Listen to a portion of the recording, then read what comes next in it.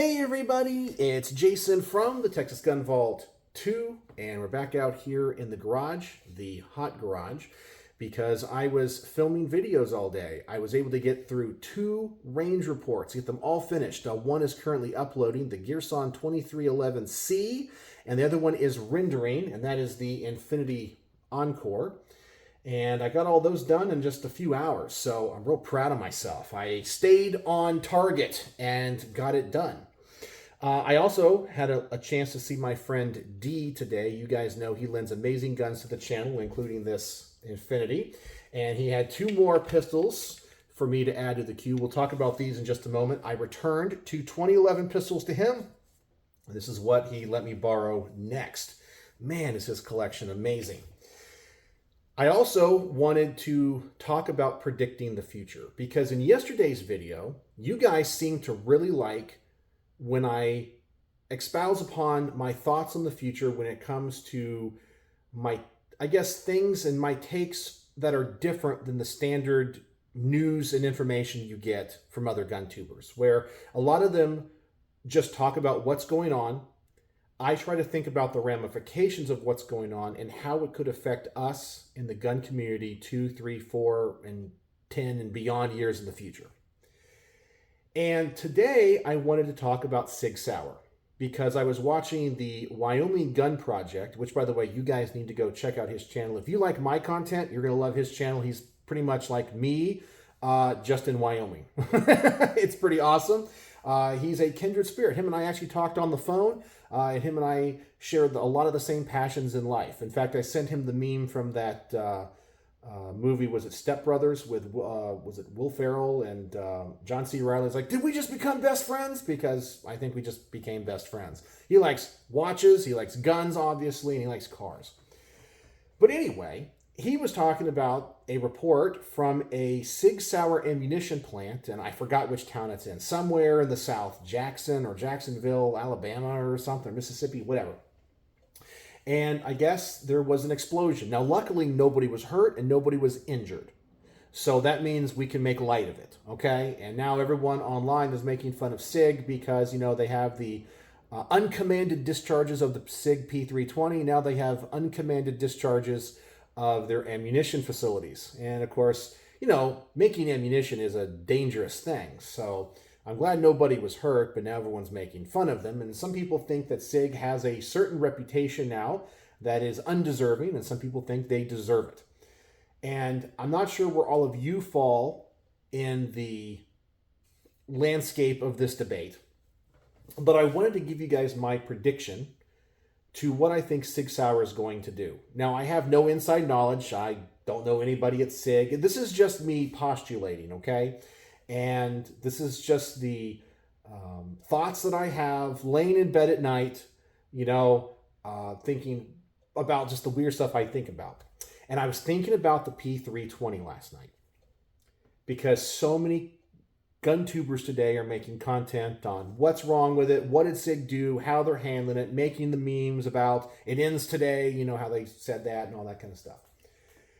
So what I think is going to happen with the P320, I guess I'll just give you my prediction first and then explain it. My prediction is Sig Sauer is going to slowly begin to stop production of the SIG P320 for civilians. And they're going to focus on the military contract, and they're going to try to come out with a new pistol that's going to be the new model for civilians. And they're not going to say they're replacing the P320 because it's faulty.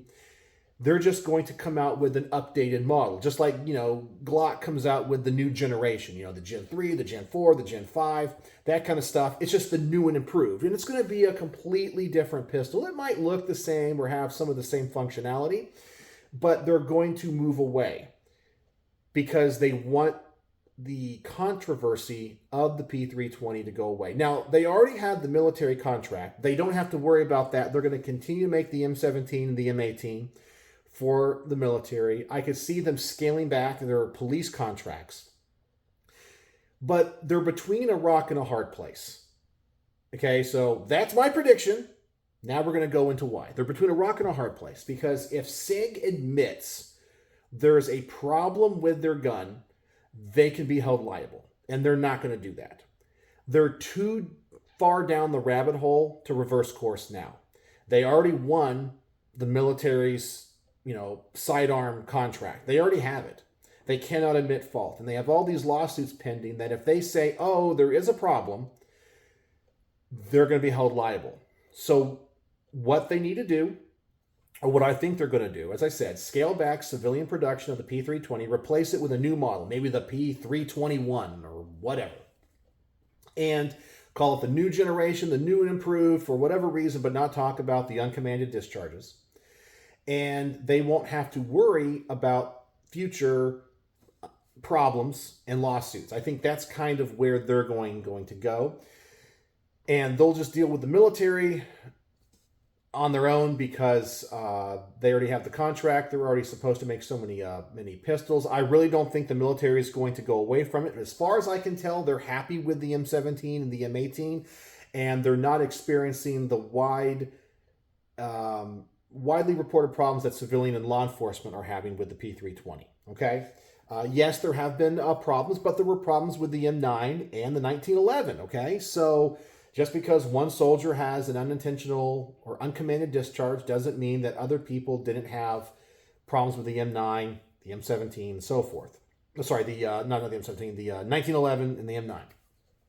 But I think they're just going to handle that. They're just going to make that pistol. And I actually kind of feel like the P320, especially the military versions, will become more sought after because they're going to be the military sidearm.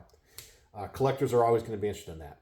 But they're going to scale back production for civilians. They're going to phase it out slowly so you don't notice. And they are not going to admit fault because, once again, liability reasons.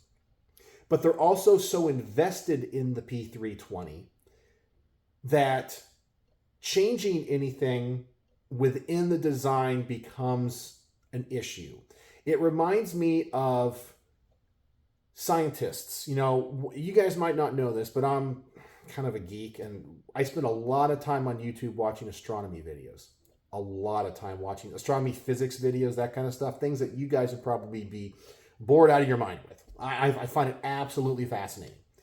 And one of the problems with scientific research is when you have teams of researchers that spend 10, 15, 20 years of their life trying to prove a hypothesis, and then it turns out another research team, discovers that what they were working on, or the original team, was completely wrong, and they prove it through empirical evidence. Like, let's say there's two thoughts on how a particular particle works, and both of them are super invested, and they spend 15, 20 years of their life trying to prove it. They're super invested in this. It's their entire life's identity, and one team does it.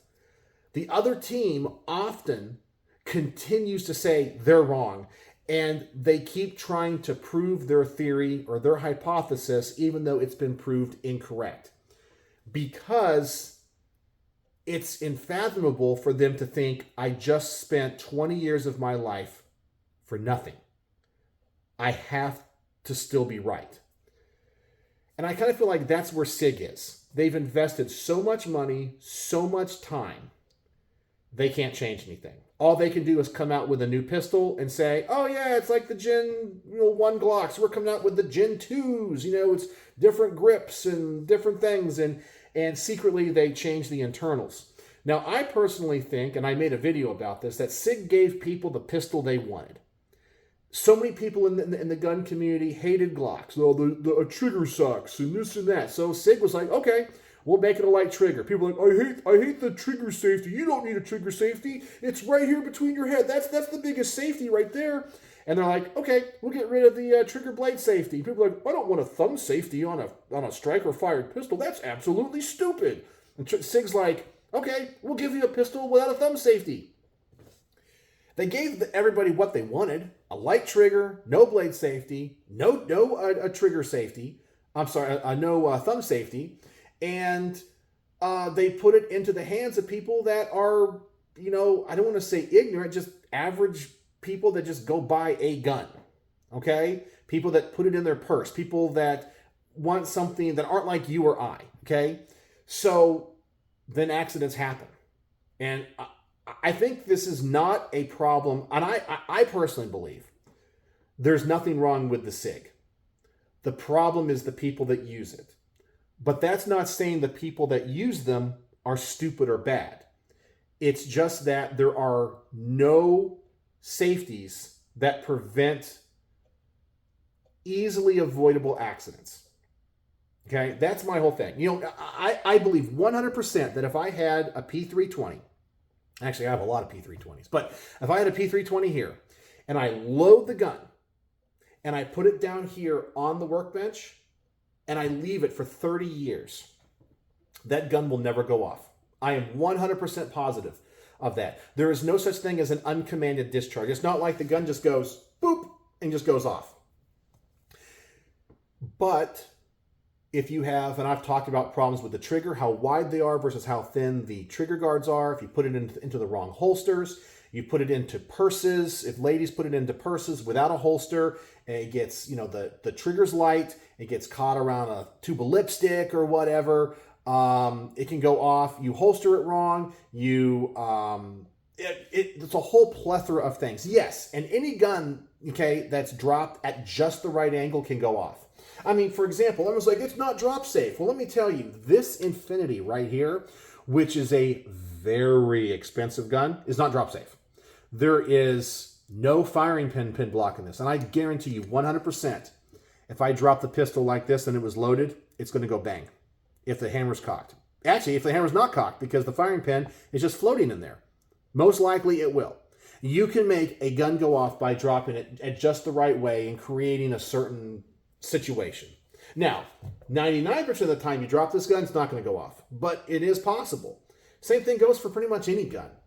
And there's a lot of SIG P320s out there that don't have those safeties. But anyway, SIG is between a rock and a hard place. So my prediction is the issue is not going to go away. SIG's only option is to create a whole new pistol that they'll call the P321 or the P330 or whatever. Say it's the Generation 2, it's the upgrade, and they're not going to say they fixed anything, but you'll know they fixed things. They'll continue the contract with the military, and they're going to try to discontinue the P320 for civilians and law enforcement. So that's my theory. So tell me what you guys think. Do you think I'm on to anything?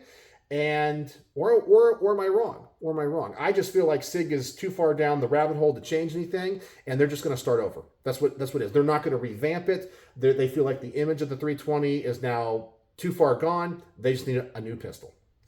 It will have the same functionality, and it's going to probably have a blade safety, a thumb safety, a firing pin block that's better than the P320. The internals will be beefed up a little bit, and essentially will have the same modularity. Okay, probably use different frames and things, but that's my opinion, and I guarantee you, you're going to see it at either the prototype, at either this next SHOT Show or the year after. Okay, mark my words. Remember this video. SIG will come out with a new polymer modular pistol. That's the upgrader Gen 2 to the P320. All right, so let's talk about upcoming projects. I got two 2011s, and I'm excited about both of these. This is the one I'm really excited about. Staccatos are my personal favorite 2011s. I absolutely love them. I shoot them the best, and I think you get the most for your money when it comes to a Staccato. Like, I just feel like you get a feature-packed pistol that's extremely well built, extremely accurate, and for an average gun person like myself, well, it is really expensive, but we're not talking Infinity money, we're talking Staccato money. This is the XL, which I have reviewed in the past, but this one has been customized by Vulcan Machine Works, and I have reviewed one of their 2011s. They're actually a company based here in North Texas, and they do barrel porting, and this is one of their custom barrels and the porting. And so I'm really excited to see how this 2011 shoots, because Vulcan Machine Works makes amazing guns, does amazing custom work, and Staccatos make some of the best 2011s. I'm really excited about this. I don't know how I'm really going to market this one, because if I say it's a range report revisit, it's not the same gun that I reviewed in the past. It's different, but I got to figure out how I'll review it. But I don't know, should I review it as like a product review, as a Vulcan Machine Works thing, or should I review it as a range report, as a gun itself? I don't know. Got to think about that one.